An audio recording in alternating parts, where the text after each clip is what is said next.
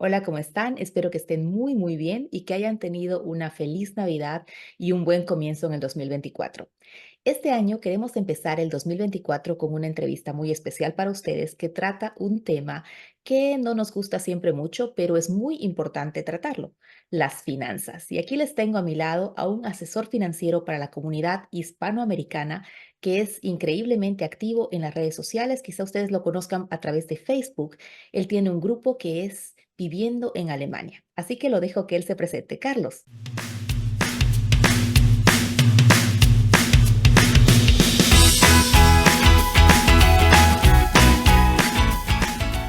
Bueno, un saludo a todos. Soy asesor financiero para la comunidad hispana en Alemania, como bien dice Malu. Y bueno, ya desde hace 7, 8 años que vengo ayudando a los hispanohablantes en Alemania con todos los temas de seguros, inversiones, ahorros. Y bueno, vamos a ver si podemos hoy dar algunos tips o sacar algunas informaciones de interés que pueda ayudar a la gente en 2024 a organizarse mejor. Gracias, Carlos. Es de verdad un poco difícil el tema de las finanzas. ¿Cómo es tu experiencia? ¿Cómo reacciona la gente cuando empiezas a hablar de finanzas? Hay de todo, hay de todo. Ten en cuenta que, claro, la persona que viene a sentarse conmigo ya tiene un interés, o bien le interesa el tema y quiere mejorar, o bien el tema le resulta muy farragoso y no le interesa nada y quiere a alguien que le ayude con todo esto para no tener que estarse ocupando. Entonces, bueno, es bastante variado, pero sí es verdad que es un tema realmente complejo. Alemania tiene algunas similitudes con países como España, pero también tiene muchas diferencias y bueno, es importante conocer bien el sistema y conocer bien las reglas del juego para poder movernos, ¿no? Y planificarnos dentro del sistema en el que estamos metidos. Mencionaste muy bien esto, las reglas del juego. Así que, ¿qué te parece si empezamos con una de esas reglas? La regla más temida en Alemania, los impuestos. Y es que siempre estamos con mucho miedo de esto. ¿Qué consejo nos podrías dar aquí para poder ahorrar más en esos impuestos? Es un tema sensible, el tema de los impuestos, ¿no? Con Finanzamt es mejor no tener problemas nunca. Pero bueno, Alemania es un país que tiene una carga fiscal relativamente alta. No es de los más altos del mundo, pero sí es verdad que se pagan bastantes impuestos en general en Alemania. Entonces, uno de los principales puntos de interés suele ser cómo podemos hacer para rebajar esta carga fiscal, ¿no? Para ahorrar impuestos. ¿Qué herramientas nos da el sistema? Hay dos inversiones que son las que nos van a dar más ventajas fiscales, principalmente. Una son los planes de pensiones con ventaja fiscal, los hay con y sin ventaja fiscal, pero bueno, por ejemplo, un Basisrente es un plan de pensiones que ahorra muchos impuestos. Y la otra opción sería la compra de inmuebles como inversión. Cuando compramos un inmueble para vivir nosotros mismos, no podemos desgravarnos muchas cosas, pero si lo hacemos como inversión para tenerlo alquilado, rentado, ahí sí que podemos desgravar bastantes cosas y aprovechar ventajas fiscales. Entonces, creo que estas dos son las primeras opciones. Cuando mencionas el plan de pensiones, ¿podrías explicarlo un poquito más a detalle para todas las personas que acaban de llegar a Alemania y medio que no saben qué es esto? Uno de los principales problemas de Alemania es que la pensión de jubilación es muy baja, ¿no? Después de estar trabajando 40 años en el sistema, durante 40 horas a la semana, podemos esperar que la pensión de jubilación que nos quede sea de en torno al 42-45% de los ingresos previos, ¿no? Con lo cual tenemos el doble de tiempo libre y la mitad de ingresos. Este problema no es exclusivo de Alemania. Prácticamente casi todas las sociedades desarrolladas lo tienen. ¿Por qué? Por el envejecimiento de la población. Cada vez hay más personas mayores o los jubilados viven más, cada vez hay menos gente joven aportando al sistema, entonces las pensiones públicas son bajas. Un plan de pensiones privado lo que hace es complementar o sustituir totalmente la pensión pública de jubilación. Es una forma de ahorro en la que nosotros vamos invirtiendo, ya sea mes a mes o año a año. Nos puede ir ahorrando impuestos por el camino, pero lo importante es que vamos generando unas inversiones, se va metiendo un fondo de inversión para que generen beneficios y en el momento en el que nosotros nos pensionamos, a partir de los 62 años en adelante, cuando decidamos, tenemos una renta, un ingreso vitalicio, ¿no? Y este es uno de los puntos más importantes de los planes de pensiones. Y es que nos garantizan que mientras estemos vivos vamos a tener ingresos, ingreso corriente para asumir nuestros gastos corrientes. Dice que los gastos corrientes vitalicios, como puede ser la comida, el moverse, el transporte o el techo, necesitan de ingresos corrientes vitalicios. Y eso lo cubre perfectamente los planes de pensiones. Si acabo de llegar a Alemania y tengo un capital, Tú me recomiendas acá invertir, obviamente, comprando un inmueble con asesoramiento, pero ¿cómo sería ese proceso? ¿Podrías explicarnos un poquito más esto? Sí, como bien dices, lo más importante de alguien, especialmente que esté llegando al sistema y que no conozca cómo funciona la compra de vivienda en Alemania, sería asesorarse bien para saber cómo son los procesos, analizar el Grundbuch, ¿no? Donde está detallado las cargas que puede tener el inmueble, ver que esté bien estructuralmente, todo el tema con los bancos. Entonces, lo mejor sería contar con, o bien con la garantía del comprador de que el inmueble está en buenas condiciones, o en general, lo más fácil es dejarse asesorar por profesionales que te ayuden con todo, tanto con la parte del análisis del inmueble como inversión, como con la parte banca. Es bueno lo que nos dices porque los bancos son muy tradicionales también acá en Alemania y es algo que nunca se toma en cuenta. Seguimos contigo, Carlos. Entonces, si ya me he decidido a tomar el asesoramiento y empezar, ¿es un proceso largo o cuánto tiempo dura esto? ¿Te refieres respecto a la compra de vivienda o al asesoramiento financiero en general? A la compra de vivienda. Puede variar, depende. Depende también, ahí jugamos con la administración pública, ¿no? Y depende de lo eficientes que sean en el lugar donde uno compre. Pero bueno, entre que si ya tenemos el inmueble, podemos tardar unas 2 semanas en tener la financiación definida con el banco que sea, toda la documentación entregada, pues ponerle otras 2 semanas para, 2, 3 semanas para visita al notario. Una vez que se hace la visita al notario, ya tiene que trabajar el notario con la administración pública. Se puede demorar desde 3 semanas a 6 meses, eso ya depende de cómo sea. Y una vez que se hace que ya el notario termina el trabajo con la administración pública y ya da la orden al cliente y al banco para que efectúen el pago y se empiece con la hipoteca y se haga efectivo el cambio de titular.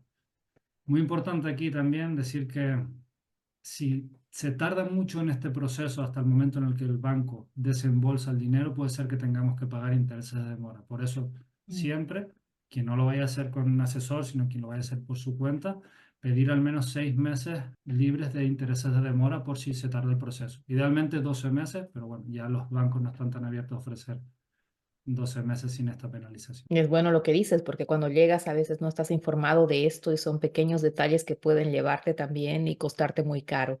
Sí. Y eso nos lleva a una segunda pregunta, que es una pregunta sobre la seguridad, los seguros. Como sabemos, Alemania tiene muchos y en Alemania tienes que asegurarte. Según tu experiencia, ¿cuáles son los seguros que tú categorizarías como los más importantes en Alemania? Podemos decir que primero hay una serie de seguros que son obligatorios por ley. Por ejemplo, el seguro médico, el seguro de desempleo, el seguro de dependencia básico, el seguro del auto, si uno tiene coche, ¿no? Está obligado a asegurarlo, o si tiene un caballo. Hay algunas cosas que por ley tienes que tener un seguro. Después de esto, después de que tenemos los obligatorios, seguramente el más importante sea el seguro de incapacidad laboral. Esto nos paga una mensualidad en caso de que nosotros no podamos ejercer nuestra profesión. Era una cobertura que antes estaba dentro del sistema público, pero que se sacó porque no era sostenible y ahora, pues bueno, hay que contratarlo de manera privada.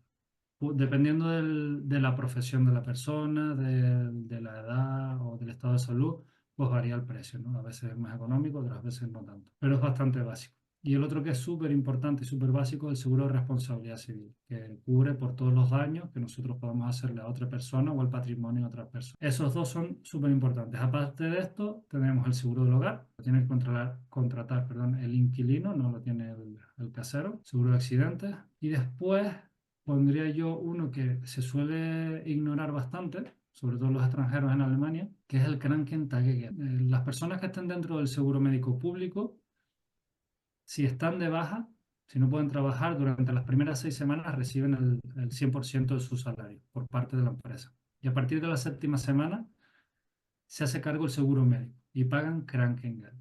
Este Krankengeld, este ingreso que tiene uno por baja médica, es menor que los ingresos que uno tiene al trabajar. Está limitado a un máximo de 116 euros al día, con lo cual las rentas altas tienen una mayor diferencia entre los por el trabajo y los ingresos de la baja por enfermedad, pero también las rentas medias y bajas lo notan, ¿no? Puede haber una diferencia de un 20% menos las rentas medias y bajas. Las rentas altas, la diferencia puede ser de un 50% menos de ingresos. Entonces, un Krankentagegeld es un seguro que te complementa esta diferencia, ¿no? Uno puede pagar un seguro privado complementario al seguro público y te da un extra de ingresos en caso de estar de baja. El mundo de los seguros es bastante extenso y depende mucho del caso del cliente concreto. Una persona, un individual, o sea, una persona soltera, o si es una familia que tiene personas que dependen de él. Entonces, como siempre, lo más importante es asesorarse con un profesional para ver su caso concreto. Fuera de lo que he dicho, hay muy pocas cosas que sean generales que vayan a valer para todo el mundo. La mayoría de la gente, principalmente que viene de Latinoamérica, está un poco asustada siempre con los seguros porque nuestros países o no existen o son demasiado caros. ¿Cómo están en precio esos seguros? Para que más o menos, yo sé que son especialmente los casos diferentes, pero más o menos para darles un parámetro. No puedo compararlo con países de Latinoamérica. Yo vengo de España y es donde sí que tengo más experiencia en el sector comparado con España, con Alemania. Los hay de todos los precios. El seguro del auto, el seguro del coche es sensiblemente más caro que en España, por ejemplo. Pero bueno, aún así, siempre uno puede hacer si lo haces, los seguros que uno necesita en un paquete, se pueden aprovechar bastantes descuentos y bueno, siempre es mejor tener todos los seguros con la misma aseguradora, porque así eres un cliente importante y puedes aprovechar no solo más descuentos, sino que tienes más ventajas a la hora de que ellos te hagan un desembolso, una indemnización, ¿no? Porque cuando uno tiene un seguro por aquí, otro por allá, otro por el otro lado, al final no es un cliente importante para ninguna aseguradora y puede ser que pongan algunas dificultades más. Habrá personas a las que les resulte un poco más caro y a otras que no les resulte tanto. Lo importante es que hagan una asesoría con calma, vean su caso concreto y bueno, vean hasta cuánto están dispuestos, cuánto pueden permitirse invertir en seguridad y cuáles son las prioridades en su caso. Mencionaste también el seguro médico, que es un seguro que causa muchos dolores de cabeza en Alemania. ¿Podrías explicar un poquito las diferencias que hay en ese seguro médico? Sí, el sistema alemán es bastante especial. Aunque corre a cargo de empresas privadas y de aseguradoras privadas, existen dos tipos de cobertura, la cobertura pública y la cobertura privada. La cobertura privada solo tienen derecho a acceder al 100% los funcionarios, los empresarios o los autónomos y los empleados por cuenta ajena que ganen más de prácticamente 70.000 euros a partir de 2024. Todo el resto de la población, casi el 100%, está obligado a estar dentro del seguro médico público o la cobertura pública, mejor dicho. La cobertura pública marca unos mínimos de cobertura que el Estado entiende que hay que tener para que haya cierto. Y uno después puede completarlo con seguros médicos privados complementarios, ¿no? Por ejemplo, dentro del seguro médico público no existe la cobertura dental, no al 100%, sí hay algunas pequeñas coberturas, pero la gran mayoría de las cosas no están cubiertas por el seguro médico público. Entonces uno puede complementarlo contratando un seguro dental privado aparte de. En el otro lado estaría el seguro médico privado al 100%. Ahí hay bastante más margen para uno decidir cuáles son las coberturas que quiere. El mínimo tiene que ser el mínimo de la pública, pero en general ya vas a tener incluido el dentista, vas a tener incluido mejores médicos, porque ese es otro tema importante. Y es que el seguro médico público no te da acceso a todos los médicos de Alemania. Cada profesional médico puede elegir, si tiene su propia clínica, cuáles son sus tarifas. Las tarifas más bajas van a estar cubiertas por el seguro médico público, las tarifas más altas, los profesionales más especializados o más exitosos, van a estar ya solo accesibles para los seguros médicos privados o para quien lo quiera pagar de su propio bolsillo. Con lo cual también abre un abanico mucho más grande de profesionales y reduce los tiempos de espera a muchos. Esto también depende de las regiones de Alemania. Hay partes en las que el seguro público funciona muy bien y uno puede acceder a médicos de cabecera y especialistas sin problemas. Sin embargo, hay otras zonas en las que sí que los asegurados por lo público tienen dificultades para conseguir incluso un médico de cabecera o, ya no digamos, especialista. Lo más importante es ver el caso concreto de cada uno, porque también no todos son ventajas dentro del seguro médico privado. Sí, lo mencionaste bien. Además que los tiempos de espera tampoco pueden echarse en saco roto. Yo les digo, son tiempos de espera que a veces cuando llamas y dices soy paciente privado, te dicen venga la próxima semana. Y si dices soy paciente público, te dicen venga en 6 meses. Y lo sé de verdad porque mi esposo está por el privado y yo soy público. Y la diferencia es de verdad el colmo. Es mucho, pero la gente muchas veces no lo cree. Lamentablemente no eres la primera persona que le escucho contar estas cosas. Sí, hay esto. Pero cuéntanos, hablando de inversiones, si yo quiero invertir, tengo mi capital en el 2024 y quiero empezar a ahorrar, porque es lo que todos están viendo ahora. También te decía fuera de la entrevista que he visto que las empresas este año no han contratado mucho como estábamos esperando, porque hay muchas que están ahorrando. Si yo como persona privada quiero empezar a ahorrar, ¿qué tipo de inversiones me podrías recomendar en este año? Mis recomendaciones para el 2024 van a ser generalmente las mismas que para el 2020 y para 2030. A no ser que se invente algo diferente o que cambie mucho la situación. L- La recomendación general para construir el patrimonio a medio y largo plazo son tres pilares fundamentales, que sería, por un lado, planes de pensiones para asegurarnos un ingreso vitalicio mientras estemos vivos. Por otro lado, inmuebles. Los inmuebles nos pueden dar ya tener un techo asegurado y no tener que pagar un alquiler cuando estamos en la jubilación, o tener ingresos complementarios si lo tenemos como una inversión pura.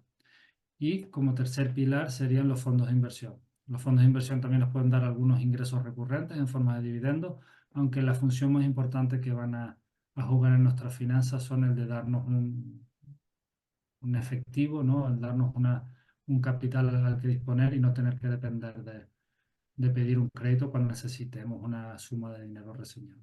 Perfecto, Carlos. Creo que dijiste y aclaraste mucho el panorama. Para las personas que están fuera de Alemania y quieren venir a Alemania, nos gustaría saber qué preguntas tienen ustedes para poder hacer un video en específico. Vamos a poner un post en Instagram para que nos hagan sus preguntas y para nosotros poder preparar la entrevista.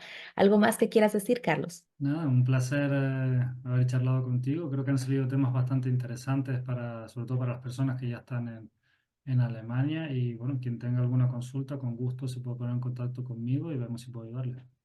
Exacto, como dijimos, muchísimas gracias, Carlos, a ti por darnos un poco de luz en el tema financiero que no es nada fácil. Y aquí abajo en la cajita de referencias les dejamos entonces todos los contactos de Carlos. Pueden contactarlo por email, por las redes sociales, que él les va a dar el asesoramiento que ustedes están buscando. Les deseamos un lindo 2024. Buen comienzo de año. Chao, chao.